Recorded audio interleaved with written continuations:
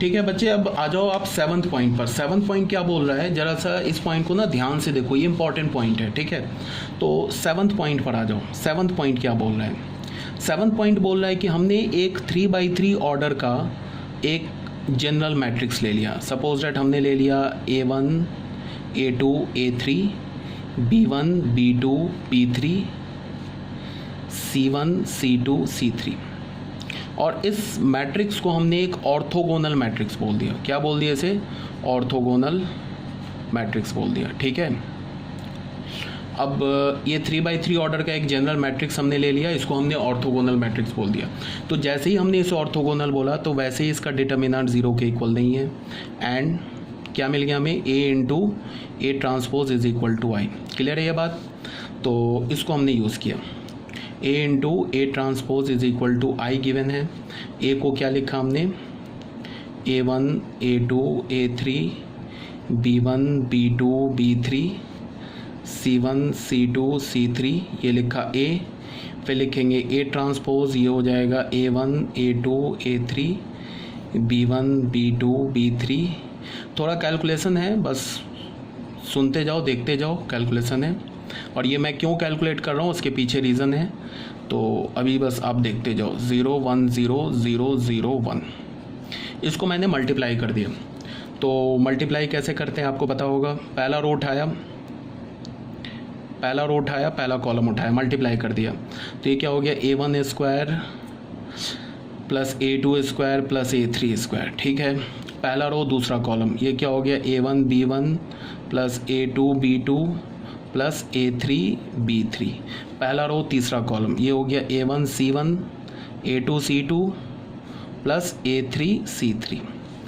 ठीक है, दूसरा रो पहला कॉलम क्या हो गया? ये A1 B1 plus A2 B2 plus A3 B3।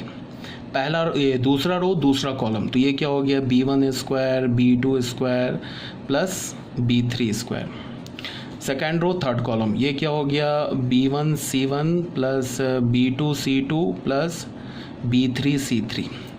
ठीक है, थर्ड रो फर्स्ट कॉलम, ये हो गया C1 A1 plus C2 A2 plus C3 A3। Third row second column, क्या हो गया? ये B1 C1 plus B2 C2 plus B3 C3। Third row third column, ये हो गया C1 square C2 square plus C3 square. ऐसे ले लिया ना? ठीक है, बस ध्यान से देखते जाओ। लिख तो मैं रहा हूँ, तुम सुन रहे हो, इसको ध्यान में रखो। मेहनत मुझे पड़ रही है ना, सुनने में कोई तो मेहनत होती नहीं है, तो बस सुनते जाओ।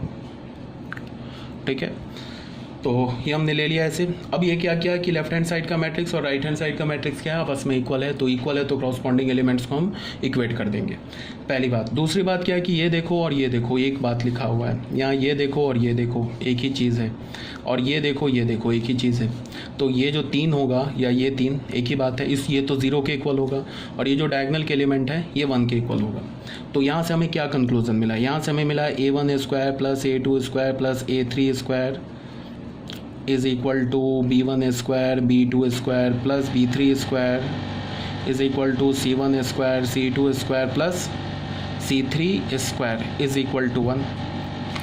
पहला condition.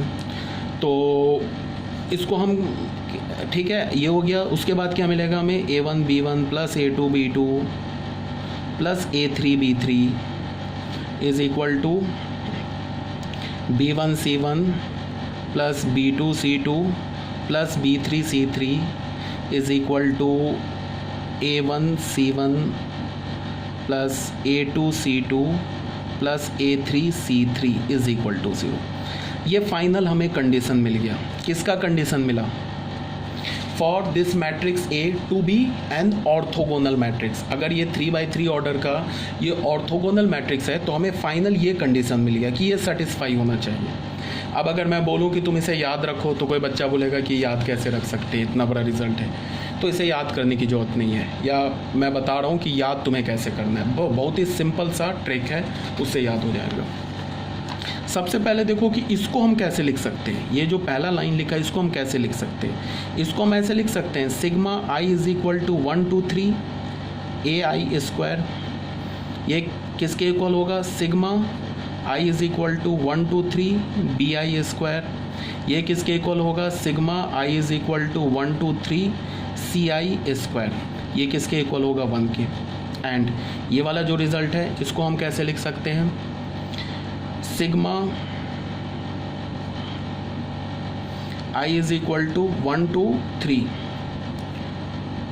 A i b i. यहाँ पे हो जाएगा ना, देखना ये i का वैल्यू 1 रखोगे तो क्या हो जाएगा, a1 b1 2 रखोगे तो a2 b2 3 रखोगे तो a3 b3।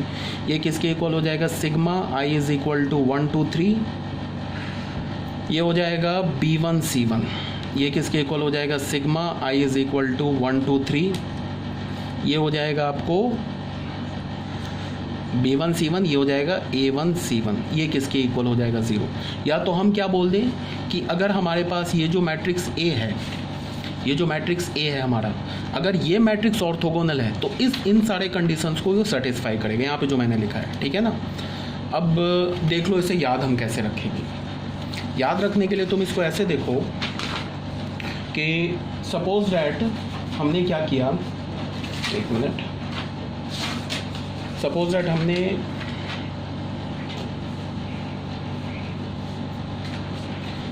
हमने क्या किया, इसको तुम ऐसे याद रखने के लिए देखो, सॉरी हमने इसको ऐसे देख लिया, देखो ध्यान से।